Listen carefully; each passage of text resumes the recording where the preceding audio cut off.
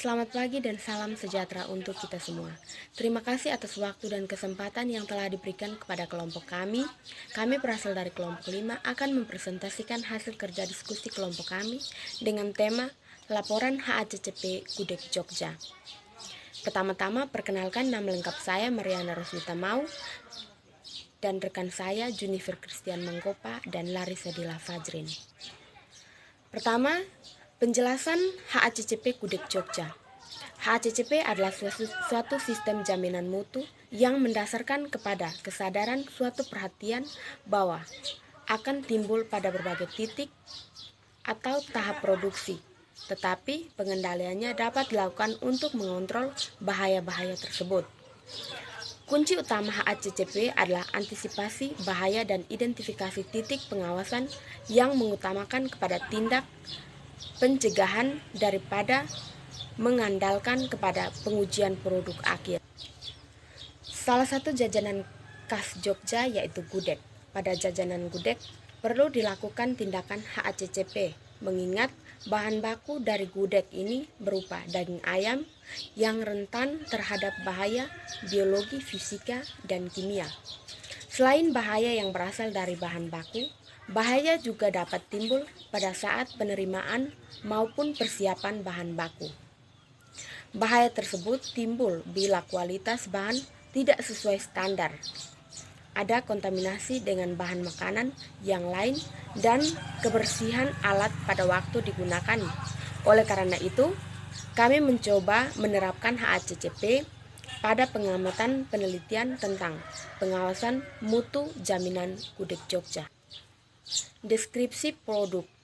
Gudeg Jogja adalah makanan khas Provinsi Yogyakarta dan Jawa Tengah yang terbuat dari nangka muda yang dimasak dengan santan. Perlu waktu berjam-jam untuk membuat masakan ini. Deskripsi gambar produk. Yang pertama, aspek, nama produk, keterangan gudeg Jogja. Konsumen semua golongan umur, komposisi nangka muda, gula aren, santan, bawang putih, bawang merah, kemiri, biji ketumbar, lengkuas, daun salam, daun jati, dan telur. Metode persiapan konsumen. Disimpan di dalam kaleng. Metode pengelolaan dimasak. Cara penyiapan di suhu ruang. Cara konsumsi produk langsung dikonsumsi. Masa kadaluarsa 24 jam. Metode distribusi menggunakan motor. Bahan-bahan yang diperlukan. Yang pertama, bahan utama, daging ayam, telur, nangka, lengkuas, santan, dan daun jati. Bahan tambahan, bawang putih, bawang merah, daun salam, air, dan ketumbar. Alat masak, kompor, panci, wajan, pisau, spatula, dan blender. Target pembelian, semua golongan umur. Diagram alir pembuatan produk. Bahan utama dan bahan tambahan disiapkan. Yang pertama, bahan utama, nangka muda, dikupas dan dicuci dengan air mengalir, lalu dipotong dadu kecil. Yang kedua, santan disaring. Bahan tambahan, bawang merah, bawang putih, lengkuas, kemiri, dikupas kulitnya dan dicuci, lalu dihaluskan dengan blender. Yang kedua, daun salam dibersihkan dan dicuci dengan air mengalir jam. Metode distribusi menggunakan motor. Bahan-bahan yang diperlukan. Yang pertama, bahan utama, daging ayam, telur, nangka, lengkuas, santan, dan daun jati. Bahan tambahan, bawang putih, bawang merah, daun salam, air, dan ketumbar. Alat masak, kompor, panci, wajan, pisau, spatula, dan blender. Target pembelian, semua golongan umur. Diagram alir pembuatan produk. Bahan utama dan bahan tambahan disiapkan. Yang pertama, bahan utama, nangka muda, dikupas dan dicuci dengan air mengalir, lalu dipotong dadu kecil. Yang kedua, santan disaring. Bahan tambahan, bawang merah, bawang putih, lengkuas, kemiri, dikupas kulitnya dan dicuci, lalu dihaluskan dengan blender. Yang kedua, daun salam dibersihkan dan dicuci dengan air mengalir. Langkah-langkah membuat gudeg. Pertama, bersihkan nangka yang sudah disiapkan, kemudian dipotong-potong nangka 2 cm. Setelah itu geprek lengkuas dan bersihkan ayam yang sudah disiapkan.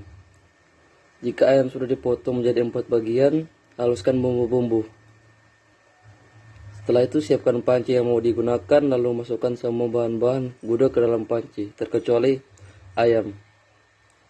Aduk hingga merata.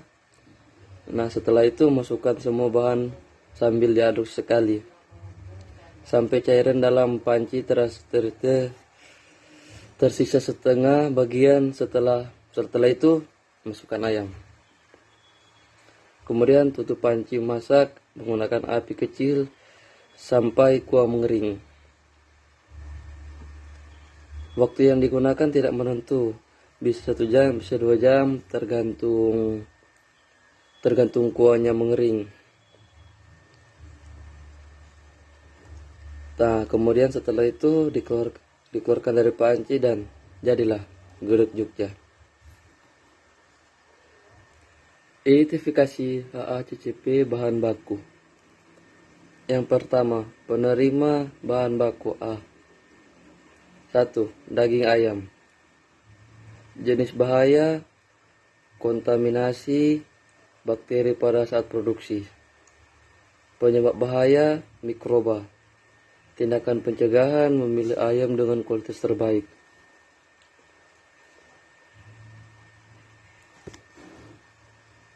Dua, nangka. Jenis bahaya, kontaminasi pada saat penyimpanan. Penyebab bahaya, bakteri dan jamur. Tindakan pencegahan, gunakan wadah penyimpanan nangka yang tertutup. 3. Lengkuas. Penjenis bahaya, kontaminasi pada saat penyimpanan. Penyebab bahaya, jamur. Tindakan pencegahan, simpan pada suhu yang sesuai dengan bahan makanan. 4. Daun jati. Jenis bahaya, kontaminasi pada saat penyimpanan di suhu yang tidak sesuai dan terlalu lama. Penyebab bahaya, jamur dan mikroba. Tindakan pencegahan, simpan pada suhu yang ditentukan dan gunakan secepatnya. Bagian B. Penerimaan bahan dan tambahan. Telur. Jenis bahaya, cemaran, salmonella yang berasal dari kotoran ayam jika di dalam kandang saat pendistribusiannya. Penyebab bahaya, busuk, kotoran ayam, retak dan bintik-bintik merah pada cengkang. Tindakan pencegahan, simpan di suhu kurang 5 derajat Celcius, minus 5 derajat Celcius. Adanya spesifikasi bahan makanan berkualitas terbaik. 2. Bawang putih. Jenis bahaya, mudah busuk. Penyebab bahaya, ulat pestisida busuk. Tindakan pencegahan, hilangkan bagian yang rusak, simpan pada tempat yang kering, menghilangkan bagian yang busuk. 3. Bawang merah. Jenis bahaya, mudah busuk. Penyebab bahaya, ulat pestisida busuk. Tindakan pencegahan, hilangkan bagian yang rusak, simpan pada tempat yang kering. Ketumbar. Jenis bahaya, penyimpanan terlalu lama, penyebab bahaya, jamur. Tindakan pencegahan, simpan di tempat yang kering. 5. Garam. Kontaminasi saat pendistribusian. Penyebab bahaya, mencair dan garam sudah kadaluarsa. Tindakan pencegahan, pemilihan garam beiodium dalam wadah tertutup. 6. Daun salam. Jenis bahaya, gangguan saluran pencernaan. Penyebab bahaya jika ditelan secara utuh. Tindakan pencegahan: disimpan di tempat yang kering, bersih, dan disimpan di kulkas. 7. Santan. Jenis bahaya: kadar santan menurun. Penyebab bahaya: penyimpanan terlalu lama. Tindakan pencegahan: santan langsung digunakan setelah disaring agar tidak disimpan terlalu lama. 8. Air. Bakteri E. coli. Penyebab bahaya: sakit perut dan diare. Tindakan pencegahan: menggunakan air yang bersih. Ya, sekian dari saya. Terima kasih. Saya akan melanjutkan presentasinya. Saya akan menjelaskan tentang identifikasi HAPS terhadap proses pengerjaan. Untuk pertama, proses persiapan. Untuk bahaya itu B, jenis bahaya: kontaminasi saat pembelian pencucian udara alat pada saat proses persiapan. Untuk penyebab bahaya yaitu terdapat bakteri E. coli dan jamur.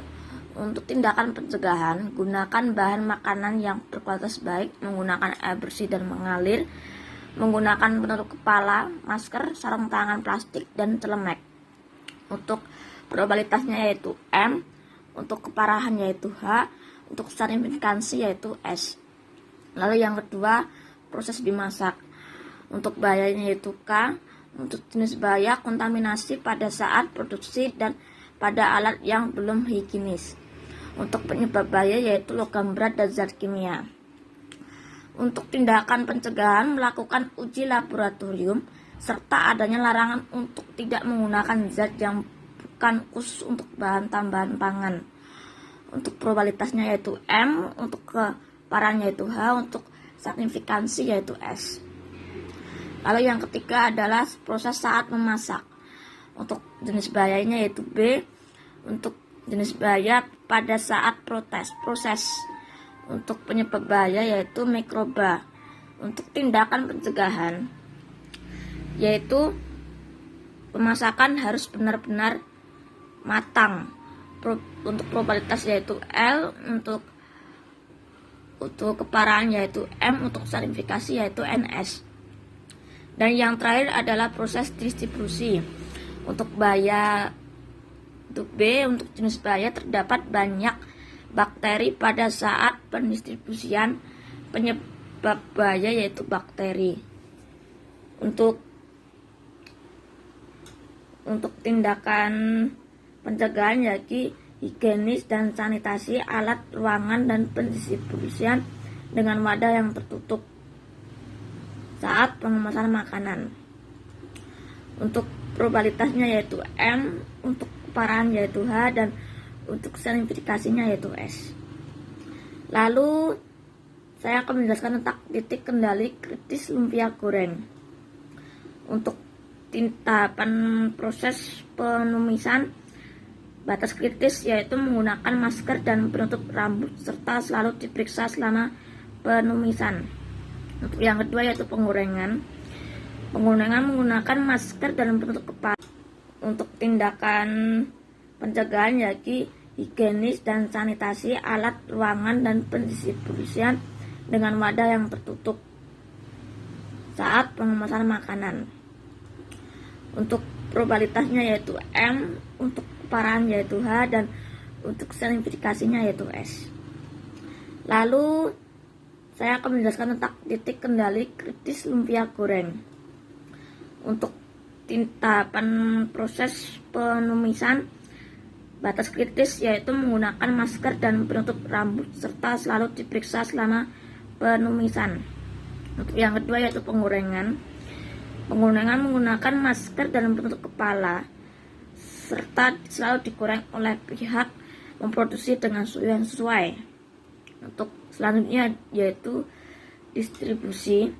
Untuk distribusi, saat pendistribusian dan pengemasan disiapkan dengan baik dan benar supaya tidak ada kotoran dan rambut yang menempel.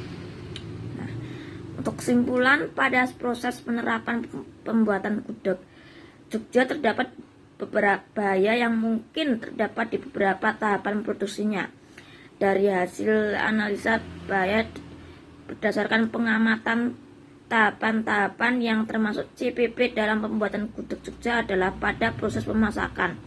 Karena kontaminasi pada saat produksi dan pada alat yang belum higienis, serta pada proses pemasakan suhu dan waktu yang tidak tepat. Hal ini bisa dicegah dengan melakukan uji laboratorium serta adanya larangan untuk tidak menggunakan zat yang bukan khusus untuk bahan tambahan pangan. Pemasakan harus benar-benar matang dan mencapai suhu yang tepat.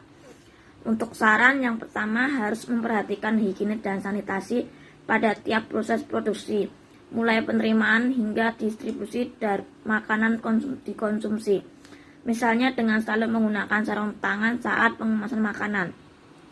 Untuk yang kedua, perlu memperhatikan waktu dan suhu yang sesuai dengan proses pemasakan untuk membantu mematikan bakteri yang mungkin tumbuh di dalamnya. Untuk yang ketiga, perlu memperhatikan resiko kontaminasi pada ruangan dengan menjaga keadaan makanan serta pengaturan suhu ruang yang sesuai. Dan yang terakhir, melakukan pelatihan dan meningkatkan pengetahuan pekerja mengenai higienis dan sanitasi makanan untuk mendukung keamanan pangan bagi konsumen. Untuk itu sekian dari presentasi kami. Terima kasih.